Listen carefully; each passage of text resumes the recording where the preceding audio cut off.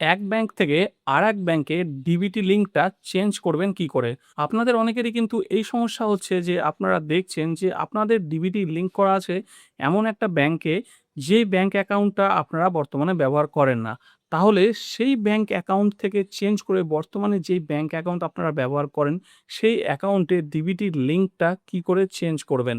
তো বন্ধুরা, আজকে কিন্তু আপনাদেরকে দেখিয়ে দেবো খুব সহজেই আপনাদের হাতে থাকা মোবাইল থেকে আধার কার্ডের মাধ্যমে বাড়িতে বসেই আপনারা এই ডিবিটি লিঙ্কটা একটা অ্যাকাউন্ট থেকে অন্য অ্যাকাউন্টে চেঞ্জ করে নিতে পারবেন। তো কি করে এটা করবেন চলুন সেটাই আজকের ভিডিওতে আপনাদেরকে দেখিয়ে দিই। প্রসেসটা শুরু করার আগে যদি আপনারা আমার এই পেজে নতুন হয়ে থাকেন, পেজটাকে ফলো করে নেবেন আর ভিডিও ভালো লাগলে একটা লাইক করে সবার সঙ্গে শেয়ার করে দেবেন। কাজটি করার জন্য প্রথমে আপনারা আপনাদের ফোন থেকে ক্রোম ব্রাউজারটা ওপেন করবেন। ওপেন করার পরে এই সার্চ বারে টাচ করবেন। টাচ করে এখানে লিখবেন এনপিসিআই। এনপিসিআই লিখে সার্চ করবেন। সার্চ করে প্রথমে আপনাদের সামনে এনপিসিআই এর ওয়েবসাইট চলে আসবে, এটাকে ওপেন করবেন। ওপেন করার পরে বাঁদিকে যে 3 লাইন আছে এর মধ্যে আপনারা টাচ করবেন। টাচ করার পরে এখানে দেখুন একটা অপশান পাবেন কাস্টমার, এর মধ্যে আপনারা টাচ করবেন। টাচ করলে এখানে অনেকগুলো অপশান আসবে, তার মধ্যে থেকে এখানে ভারত আধার সিডিং এনাবেল এই অপশানটার মধ্যে টাচ করবেন। টাচ করার পরে দেখুন একটা নতুন পেজ আপনাদের সামনে চলে আসবে। এই যে পেজটা আপনাদের সামনে চলে আসলো, এখানে দেখুন একটা অপশান আছে আধার সিডিং অবলিক ডিসিডিং, এর মধ্যে টাচ করবেন।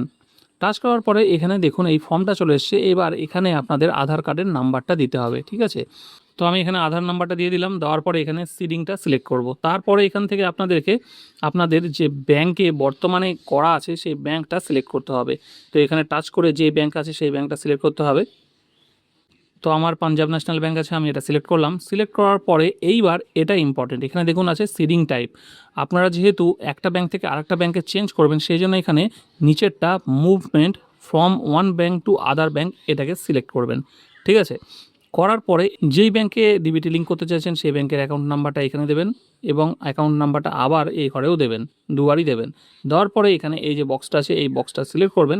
সিলেক্ট করার পরে এখানে যে ক্যাপচাটা আছে এই ক্যাপচাটা এখানে দিয়ে এখানে সাবমিট করবেন। সাবমিট করার পরে এখানে আরেকটা ফর্ম আসবে, সেই ফর্মটা ডিক্লারেশন ফর্ম, সেটাকে পুরোটা দেখে উপর দিকে তুলে নিয়ে নিচে আবার একটা চেকবক্স আছে, সেই চেকবক্সটা সিলেক্ট করে আপনারা সাবমিট করে দিলেই কিন্তু আপনাদের কাছে একটা ওটিপি আসবে। ওটিপি সাবমিট করলে আপনাদের কিন্তু ডিবিটিটা যেই ব্যাংকে বর্তমানে আছে সেখান থেকে চেঞ্জ হয়ে নতুন ব্যাংক অ্যাকাউন্টে হয়ে যাবে। আমি করলাম না, কারণ আমার অলরেডি যে ব্যাংকে আছে সেই ব্যাংকের সঙ্গেই করা আছে, সেজন্য আমার চেঞ্জ করার কোনো প্রয়োজন নেই। তো এইভাবে কিন্তু আপনারা আপনাদের ব্যাংক অ্যাকাউন্টের ডিবিটিটা চেঞ্জ করে নিতে পারবেন।